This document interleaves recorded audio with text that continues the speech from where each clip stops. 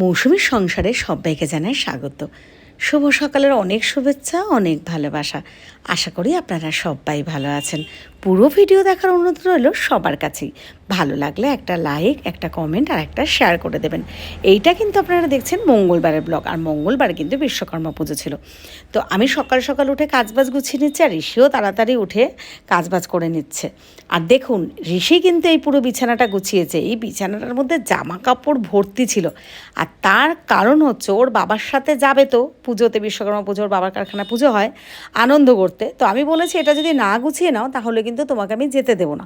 ওই জন্য ওটা তাড়াতাড়ি করে গুছিয়ে নিয়েছে। এই আঁকাটা এঁকেছিল পরশু দিন, আর ভিডিও করা হয়নি, তাই ভাবলাম আপনাদের সাথে একটু শেয়ার করি। উই ওয়ান্ট জাস্টিস, এটা বিচার চেয়ে সে আঁকাটা এঁকেছে। কেমন হয়েছে জানি না, তবু চেষ্টা করেছে, এটাই যথেষ্ট। আর এটাও ঠিক, সব আঁকা হাতে সবসময় আসে না। তো যাই হোক, তবু যেহেতু এঁকেছে, আমি যে কোনো কিছুই ভালো মন্দ সব কিছুই আপনাদের সাথে শেয়ার করি, তাই এটাই শেয়ার করলাম। আর ঋষি কিন্তু রেডি হয়ে গেছে, এই যে গেঞ্জি প্যান্ট পরছে। আর এই গেঞ্জিটা ও বলার জন্য আমাকে ইশারা করছে, মানে এই গেঞ্জিটা ওর মেজমামা ওকে নতুন দিয়েছে, তো ওই জন্য ওটাও পরে নিয়েছে আজকে, তাই জন্য বলছে যে আমি নতুন গেঞ্জি পরেছি, সেটা শেয়ার করো বা বলো।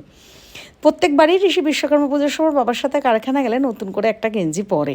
আর এমনিতে যখন যেরকম ওই বিশাল থেকে ছোটো ছোটো মানে কম দামে জিনিস গেঞ্জিগুলো কিনে দিই, বেশ নরম, দামটা কম হলেও কিন্তু খুব আরাম পায়, তো ওগুলোই ওকে আমি পরাই। এবার ঋষি চলে গেছে ওর বাবার সাথে, আর আমি এসে গেছি আপনাদের রীতিশার কাছে। তো দেখুন, আপনাদের রীতিশা ঘুড়ি উড়াচ্ছে। আসলে তো ঘুড়ি ওড়াতে পারে না, তো যেভাবে পারে ওকে একটু আনন্দ দেওয়ার ব্যাপার আর কি। কালকে একজন বলেছেন যে কালো ঘুড়ি ওড়ানোর কথা, একটা পোস্ট করেছিলাম রীতিশার ইয়েতে, প্রোফাইলে। তো আমি জানি না এরকম ধরনের কথাবার্তা কী করে মানুষে বলে। আরে ভালো থাকাটা জীবনে বড় দরকার। আর ওই যে প্রতিবাদের ঝড়, মানে দেখালেই লোককে প্রতিবাদ করা, না দেখালে প্রতিবাদ করা না, এরকম একটা মানুষের মেন্টালিটি হয়ে গেছে। রীতিশার আমি এখন নিচে অনেকটা ভালো টাইম কাটলাম, ও গান দেখছে, নাচ দেখছে, এসব। তারপরে বৌদি খেতে দিয়েছে, এই যে মাংস, ভাত, ভাজা, তরকারি। তো যাই হোক, আমরা দুজন কিন্তু এখন খেতে বসে গেছি, রীতিশা আর আমি। এই যে আপনাদের রীতিশাও খাচ্ছে, আর আমি একটু খাবো, তাই জন্য একটু ভিডিও করে নিলাম। তো এই যে রীতিশা এসে গেছে, এখন আমরা এই ঘরে এসে গেছি।